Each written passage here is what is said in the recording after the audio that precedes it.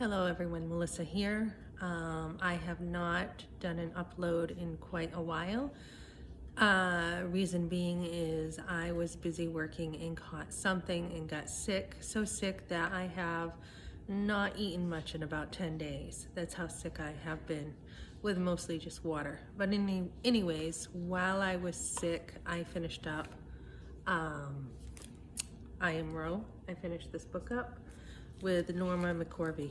And at the same time that I am finishing this, December has been a time that we have heard the Supreme Court rule. Not completely rule, we won't know until maybe June, but they have taken up Roe v. Wade and they have talked about the case in Mississippi.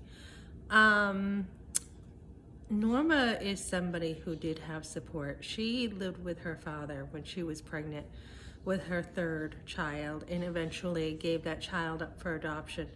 But when we think of Roe v. Wade, we think of, a poor woman who had nothing and no support at all. She didn't have much money, she didn't have a job, but she did have her father. She had a house to stay in, and she could have easily raised that child if she wanted to. The thing is, she did not want to.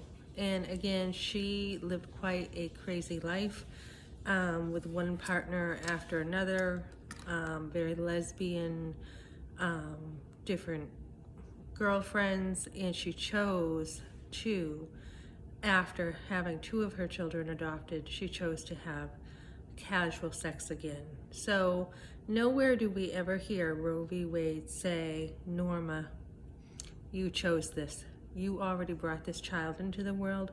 You already chose to be a mother, and this is just too bad. It's too bad for you. We don't hear this. We just hear that if a woman wants to kill a child, it's okay.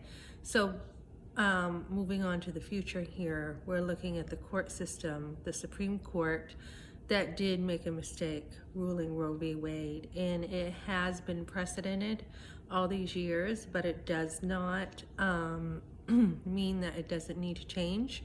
Mistakes were made. It was based on a constitutional right of privacy, which in all honesty, the privacy is a guise to cover up murder. So we need to look at the courts. The courts need to bring down Roe v. Wade. We hear some really dumb comments by one of the judges in the Supreme Court talking about how that if you have a dead body, then somehow she is relating touching the body of a foot of a dead body and you will have a reaction, trying to actually say that the baby doesn't have any feelings, the baby's not really alive, when in fact, when the fetus is in the womb, the fetus is growing, whereas a dead person is dying and not growing. So we see, excuse me, we just see this different philosophy being used. We also see the same judge talk about how the right to life is a religious one, and yet she wants her religion that she has, which is she doesn't believe in a creator, to be protected, but does not want the rights of the child in the womb protected. So we're seeing a lot of bad philosophy being argued by the pro-abortion groups in the Supreme Court.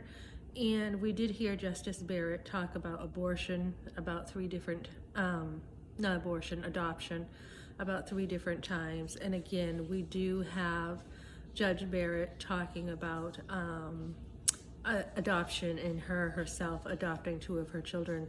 So there is no reason, again, to have to abort.